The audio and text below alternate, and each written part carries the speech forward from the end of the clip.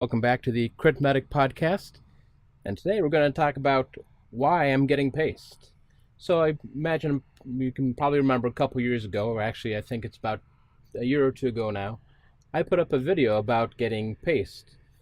My intent with this video was to follow up with some educational information about pacing technology and some of the pearls and pitfalls of pacing. Well, unfortunately, that never really panned out. I made the initial teaser video and never really followed up. But today I'm going to deliver on that. Today we're going to talk about transcutaneous pacing and go into the details of why I did this and how this technology is beneficial to us as paramedics and things we need to understand about it. So first, let's go over the video a little bit. I did narrate the original video initially, but I think I can probably provide a little bit more context and detail now than I could at the time. In this, I'm being paced. I started off low at about 8 milliamps and started increasing up in a stepwise fashion. And actually, there's a lot of data that shows that gradual increases are more beneficial to patient tolerance of pacing than rapid increases in the energy levels. Now, typically you won't find capture until about 40, 50, 60 milliamps. I think I myself captured around 66 milliamps, if I recall correctly. But every patient is a little bit different. I think the lowest that I've read about capture with the Zoll technology is about 30 milliamps. We've seen different amounts of pacing energy being used in the field and in the hospitals. I've seen some people pace patients with as little as 5 or 10 milliamps, which is not an effective amount of energy to deliver. So generally 50 milliamps is going to be your target. So here, as you can see, I've got capture. Now, I was originally criticized in the initial video because I didn't actually show the setup process. All you see is a fat paramedic sitting there with a little bit of jiggling going on. You don't see the pacer pads being applied or that they're even there. The pacer pad, I assure you, is present. It's underneath my arm over there. Let me swap over to this view, which may provide you a better picture. Whoop. All right. So this is the raw video. This is the raw stream of me setting up the cameras, getting everything. So the pacer pad is actually right there underneath my left arm. And the reason that I keep my left arm on the pacer is because a little bit of pressure actually helps decrease some of the air gap. And originally, when people were defibrillating patients would be defibrillated with 25 pounds of pressure on the defibrillator paddles to decrease some of that impedance. That means more energy would get delivered. And in terms of pacing, the more energy that gets delivered, the less energy you have to receive transdermally as a patient. So it's more comfortable with lower energy. So that's why I cheated a little bit. I pushed down on the pacer pad just to make sure to have firm contact. Majority of our patients are probably not going to be that cooperative or helpful. So we're going over the procedure over here. Before setting up for pacing, I had actually consulted with physicians and experts in the field. And actually I started a several-day course, or actually a week course of beta blockers before going through this procedure. My wife thinks I'm crazy. She may have a point, but my resting heart rate is normally a little bit elevated. Let's face it, I'm not the most in shape person. So a little bit of beta blockers help decrease my resting heart rate so I don't have to be paced at 100 or 120, which would be significantly more comfortable and also questionable as to why someone would ever, in a practical setting, pace someone at that rate. So did beta blockers for a while, and just to get my heart rate down. The day of, we had an ambulance on standby. There is a theoretical risk with pacing. However, all the studies on healthy volunteers really had no negative outcomes. The worst thing that occurred is that some of the volunteers wouldn't be able to tolerate the pacing. So I guess pain is a negative outcome. it's something that I was willing to endure just for the educational benefit, as well as for my own educational benefit for experiencing what the patient ultimately goes through. So we set up a couple different cameras. One was pointed at me, the other one was pointed at the Zoll E-Series cardiac monitor that I had set up. Now I had my choice of cardiac monitors to use, and I specifically picked the Zoll cardiac monitor because of its pacing technology. And I'll go into that in a little bit. But we set up one camera focusing directly on the screen, and that's what you saw in the original teaser video of me getting paced.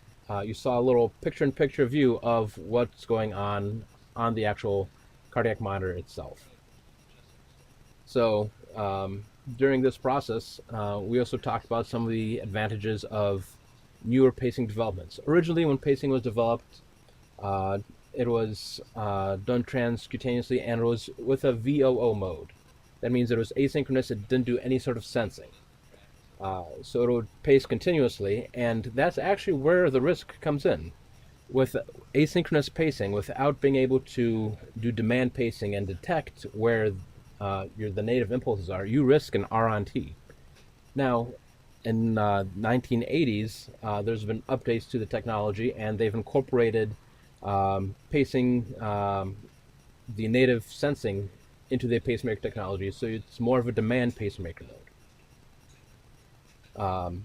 And coming up here in just a little bit in the video, you'll see that we'll pull out some ultrasound equipment, because we're going to talk about capture and verifying capture. And this is one field where unfortunately there's a lot of pitfalls that occurs in both the pre-hospital and in-hospital fields. People often think that they have capture because they see a little bit of a negative deflection in the leads and think, oh, okay, that looks like maybe a QRS. Well, just a little bit of energy deflection doesn't indicate QRS, and the T wave usually that people misidentify just a little bit of skeletal muscle as a T wave, and it's not really the case. Some of the best ways to verify that you have capture is by feeling a pulse. But the downside is, if you feel for a carotid pulse, a lot of the thoracic muscles can actually be involved in some of the pacing activity. They can be captured as well. So with some of that shudder, you might feel a pulse from some of the muscle activity, like the clavicular muscles over here, and you may misinterpret that as a pulse and as capture. And that's happened many times in the past with various providers, and that's hard to avoid. Even among experienced providers who have felt pulses many, many times, sometimes they may feel what they think is a pulse and assume that that is the case. So sometimes maybe a more radio approach might be more beneficial for picking up actual pulses. And there's another tool we can use, and it's not ultrasound. You can also use photoplethysmography. And in case you don't like the big words, photoplethysmography can just be simplified by pulse ox Plouffe wave. When you look at your monitor, you'll see the spikes of the pulse ox Plouffe wave. It's usually triangular shaped, a little bit rounded, has a notch in the middle. And that indicates the perfusion status. If you'll look, Kelly Grayson actually had an article over on EMS1 talking about the Plouffe wave and how we can get more information from our cardiac monitor, and that's one of the ways that you can. So if you see a pulsatile Plouffe wave, that means you know you have some sort of flow.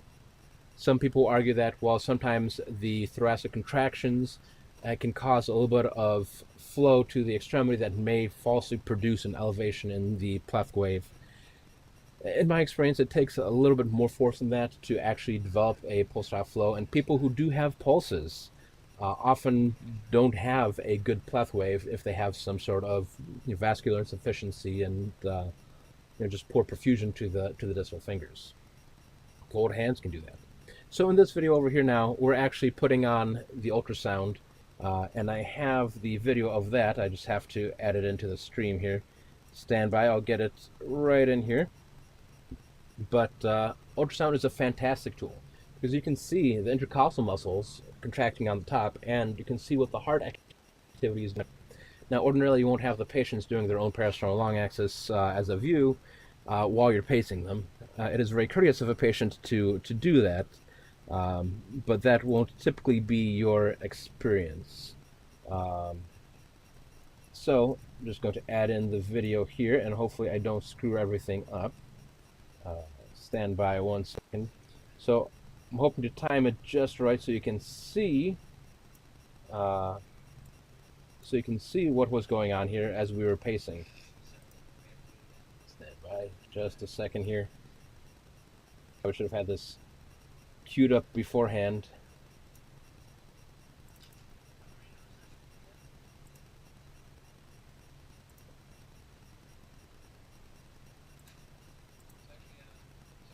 And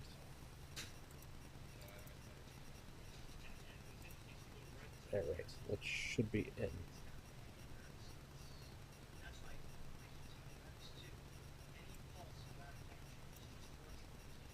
So let me blow that up a little bit bigger here for you so you can see.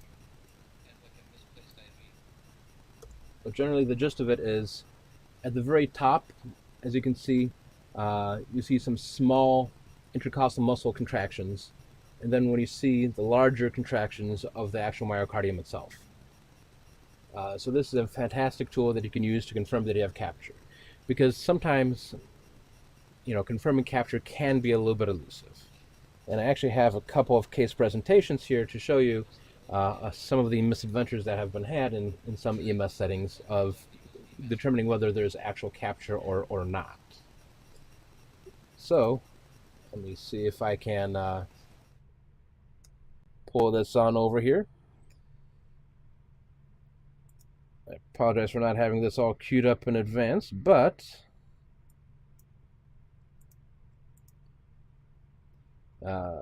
shoot. Well, it's somewhere in here. Before I go into that, let's talk about why I chose the Zoll. So I did mention that I specifically chose the Zoll, and that seems to be based on some anecdote and some data. So there was a study that was performed that showed that the Zoll pacemaker actually might have a little bit of an advantage over other pacemakers, and I'll tell you why. Zoll uses a 40 millisecond pulse width technology. That means the width of the pacing impulse is about 40 milliseconds in length, or one big box. Majority of other manufacturers use a 20 millisecond pulse width. Some use as little as 10 milliseconds. The original pacing technology that was developed used as little as 2 milliseconds for the pulse width. But ultimately, we're talking about delivering energy and energy under the curve. So if you have a shorter window to deliver the energy, you need a higher spike of energy. That higher spike of energy is often more sensitive for patients. So over here, I have a study by Heller et al. That was published, and it had different pacemakers that were popular at the time. This was, I think, 1987, if I'm accurate. I'm sorry, 89. And it used the Zoll non-invasive transcutaneous pacer, which was a precursor to the Zoll PD 1400. And it was a demand pacemaker that used 40 millisecond pulse width, and it used some other competitors at the time that used 20 millisecond pulse width, like the LifePak 8 from Physio and some other products. So what it ultimately comes down to is this field right here. So this shows the capture and the discomfort. So as you can see, the Zoll captured at a slightly lower threshold, and in fact a significantly lower threshold than the Physio technology in the LifePak 8. The capture threshold on average was about 60 something on the Zoll and 100 and something on the LifePak. And respectively, the amount of discomfort subjectively reported by the participants was a little bit lower with the Zoll and a little bit higher with the LifePak. So even though it might be foolish to voluntarily do transcutaneous pacing, Mama didn't raise no fool, and I chose the best pacing technology that I thought would be least painful to do the job. Unfortunately, not all our patients really get that opportunity to choose which pacemaker they are paced with. They're pretty much stuck with whatever was available at the time. So I do think that 40 milliseconds is one of the better technologies out there. Unfortunately, I believe the reason that it's not more common is in 1982, Zoll repatented pacemaker technology with some updates. Um, and one of those updates was the 40 millisecond pulse width that was used.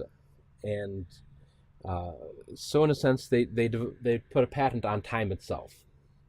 And I believe that's a large reason why most of the other pacer manufacturers are using different timings than Zoll does. It was the only one that I've encountered through any sort of literature search that used a 40 millisecond pulse width. So it's really interesting that Zoll did that patent on the 40 millisecond pulse width time interval. But from what it seems to be the most effective technology that's available. Physio will argue that there's no significant difference, and we'll highlight some other studies that show, well, there's no clinically significant changes, and the difference may be negligible. But from what I've heard from other providers who've done pacing, and from patients and sometimes providers who've experienced pacing, they all seem to kind of correlate their experiences along the same lines, where the Zoll is easier to get capture than, say, a physio or an MRX. So, that said, let me see if I can pull up some of these misadventures in transcutaneous pacing. Uh, there's a couple of good ones here, and it all relates to not using all the tools that you have at hand in order to be able to determine uh, exactly where you have capture. Right.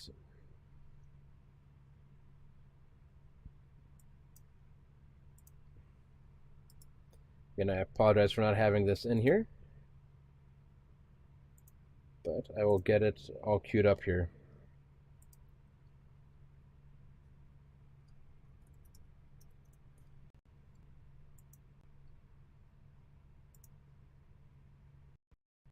So, uh, the the other factor that made me consider doing the pacing is I had seen this demonstration done live before, um, actually by an instructor who demonstrated transcutaneous pacing on himself.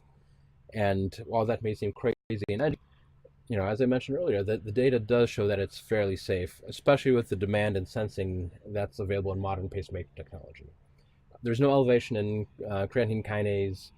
There's no evidence of myocardial damage. There's no burns that are typically associated with it. People have had several days worth of transcutaneous pacing with no adverse effects. After a certain point, there are some dermal irritations that do occur, but generally, it's a fairly safe technology when used appropriately by trained professionals.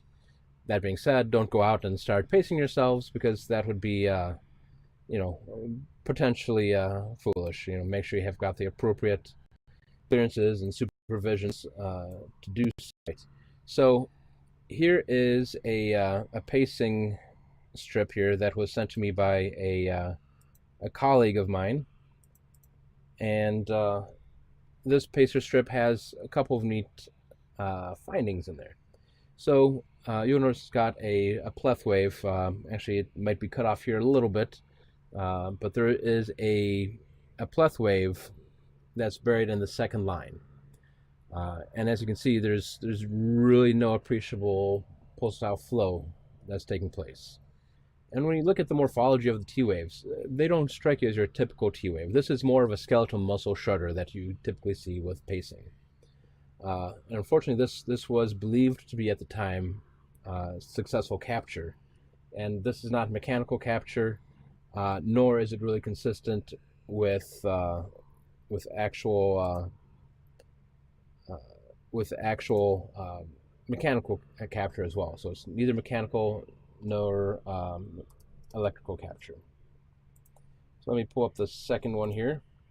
So here is another strip of pacing. And as was explained to me, this patient was initially hyperkalemic and had arrested as EMS approached the patient.